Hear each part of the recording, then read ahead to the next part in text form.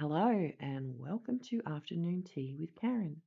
Today we're going to have a look at LGBT, expanding to the LGBT QIA, and have a play with documents. This is from the Greens. It's the Global LGBT Plus Network launch.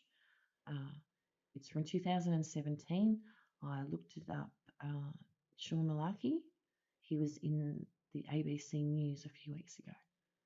So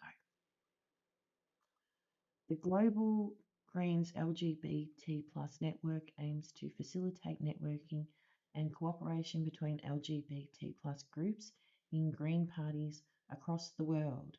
It is being established by the current Equalities spokesperson for the Greens Party of England and Wales, Amy Challoner, and myself, one of the founders of Queer Greens Victoria. We are seeing international participation in politics grow, said Amy. Hopefully it's nice and clear because I'm not going to read it all out. I'm just going to read some bits. The Global Greens Charter commits the Greens to support the rights of gay and lesbian people, when there used to be lesbians, people to their lifestyle, and the network will work to implement this commitment in parliaments and in international forums. Many Greens parties have built on this commitment to advocate for bisexual, trans, gender diverse and intersex rights, including the Australian Greens in its policy on sexual orientation, gender identity and intersex affairs.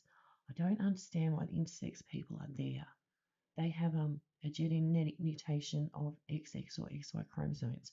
They don't have the same mutation as each other, and they don't go on to reproduce that mutation in their children.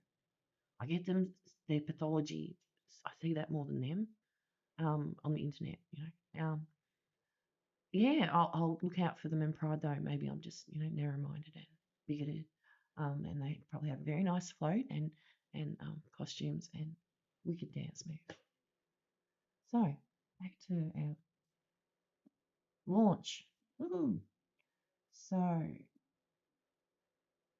right, the formation of the new network comes at the same time as the Australian Greens discuss the reformation of the National Sexuality and Gender Identity Working Groups, which was formed in 2008 and dissolved in 2012, and similar networks grow in as similar networks grow in New South Wales, Victoria, South Australia, and Queensland. The leader says, if we are truly welcoming and inclusive, let us consider establishing communities of interest inside the party so that meetings at the branch level are not the only mechanism for engagement. Building on this vision, this new global network will act as a point of engagement between Green and LGBT plus activists worldwide.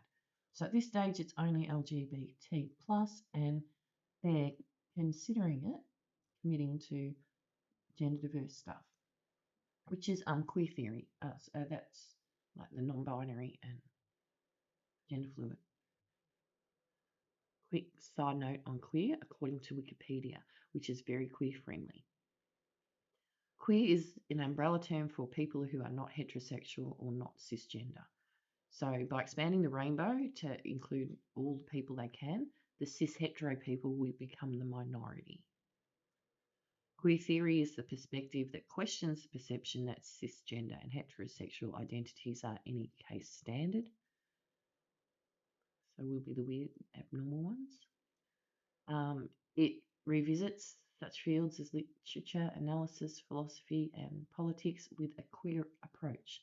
So it rewrites stuff with a queer approach, which is changing history. But anyway, that's another thing. It's only been around since the 90s. I don't think it should be legislated. So here we go. Sorry. Liberals. Oh, we're on the Star Observer. Yep. Liberals and Labor's vote down Greens' proposal for LGBT Human Rights Commissioner.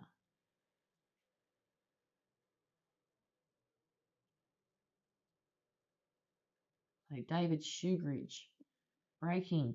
We put up an amendment to appoint an LGBT QIA plus. Bang, there you go. So the Greens have moved from LGBT to 2022, which is 5 years later. They might have done it well and truly before that. But anyway, in there, I don't want to go through all their laws. Anyway, Human Rights Commissioner to ensure that the queer community are finally protected from discrimination by our own government and institutions. That's the thing I was saying about drag queen story time. Like that, they want to be in the government institutions because then they're legit. This is made so much worse by the fact that Labor themselves supported this proposal in 2016 and they just voted against it, which I'm hoping they're going to do because they're ramping up to do it again. Which everyone who knows me knows I know, and I bang on about it all the time. Anyway, yep, so hopefully you can read that, and I'm better at documents. So, as we know, if you can't get it in on one angle, you can get it in on another. So LGBTQIA legislation queued for 2023. This is in Western Australia. So Western Australia state level, they're going to do some stuff. And this is Sarah Mansfield, who's a Greens MP, and she's after an LGBTQIA committee. Geelong's got one, Ballarat's got one. They're putting out a Rainbow Government petition to get the community to sign. I don't know if anything like that happened in Ballarat. I didn't see that. So an LGBTQI advisory committee would empower the Surf Coast Shire's LGBTQIA residents to have a say on the ways to reduce discrimination and make the area safer and more inclusive.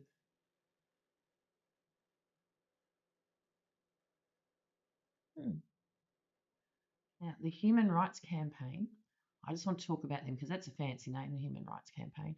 It's the name of the largest LGBTQI. No, they haven't got an I yet.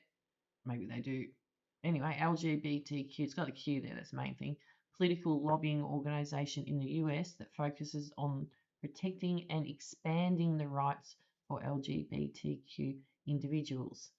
So they focus on lobbying Congress and state and officials for support of pro-LGBTQ bills, mobilising grassroots action, get the counter-protesters going, and which you're going to support and which political parties, soon not. Just wanted to mention them because there's a council on the Mornington Peninsula. One of the councillors is getting re-educated because of the men can't be women thing, and trans women are biological men. You're not allowed to say that anymore. So I don't know what she said exactly, but something along those lines.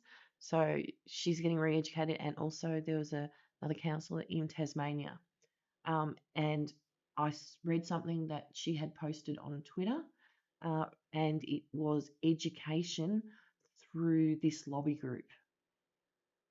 So not from from a group that's got skin in the game.